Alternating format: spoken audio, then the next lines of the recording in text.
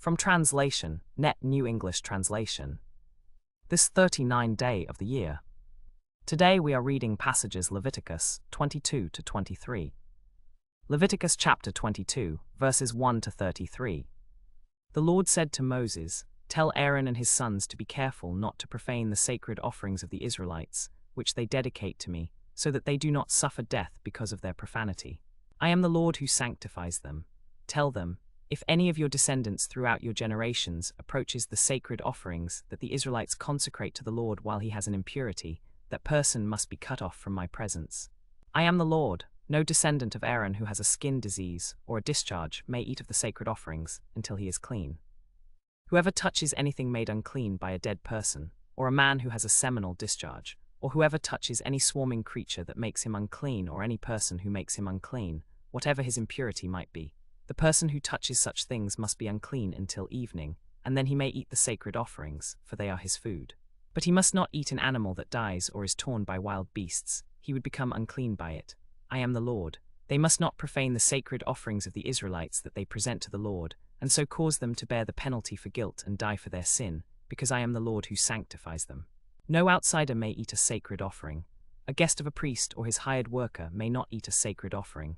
But if a man buys a slave from the marketplace, he may eat it, and those born in his house may eat his food. If a priest's daughter is married to an outsider, she may not eat a sacred offering.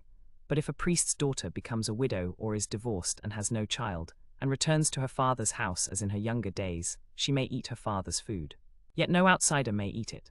If anyone eats a sacred offering unintentionally, he must add a fifth to its value and give the sacred offering to the priest. The priests must not profane the sacred offerings of the Israelites that they present to the Lord, and so cause them to bear the penalty for guilt and die for their sin, because I am the Lord who sanctifies them. The Lord spoke to Moses, must be without blemish, a male from the cattle, sheep, or goats. You must not offer anything that has a blemish, because it will not be acceptable for you. When anyone presents a fellowship offering to the Lord to fulfill a special vow, or as a freewill offering from the cattle or sheep, it must be without blemish to be acceptable. It must not have any blemish. You must not present to the Lord anything that is blind, injured, maimed, or has a running sore, festering rash, or scabs. You may offer such animals as a freewill offering, but they will not be acceptable for a vow. An animal that has one limb too long or too short you may present as a freewill offering, but it will not be acceptable for a vow.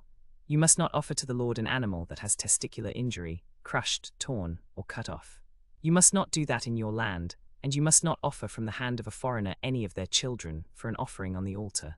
First you must acquire ownership of them, and then they may be offered. They must not be blemished, because they have a permanent blemish.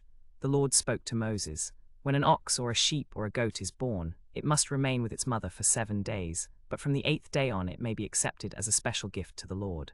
You must not slaughter an animal and its young on the same day. When you sacrifice a fellowship offering to the Lord, you must offer it so that you may be accepted. You must eat it on the same day, leave none of it over until morning. I am the Lord. You must keep my commandments and do them. I am the Lord, who brought you out from the land of Egypt to be your God. I am the Lord. Leviticus chapter 23, verses 1 to 41. The Lord spoke to Moses. For 6 days work may be done, but on the 7th day there is a Sabbath of complete rest, a holy assembly. You must not do any work. It is a Sabbath to the Lord in all your dwellings. These are the appointed festivals of the Lord, holy assemblies, that you are to proclaim at their appointed time. In the 1st month, on the 14th day of the month at twilight, is the Lord's Passover. Then on the 15th day of the same month is the festival of unleavened bread to the Lord. For 7 days you must eat bread made without yeast. On the 1st day you must hold a holy assembly. You must not do any regular work. But you must present a gift to the Lord for 7 days, and on the 7th day there is to be a holy assembly. You must not do any regular work. The Lord spoke to Moses. He must wave the sheaf before the Lord so that you will be accepted. On the day after the Sabbath the priest must wave it.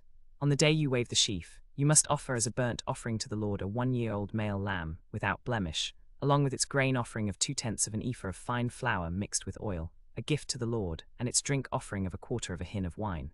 You must not eat bread, or roasted grain, or fresh grain, until the very day you bring your offering to God.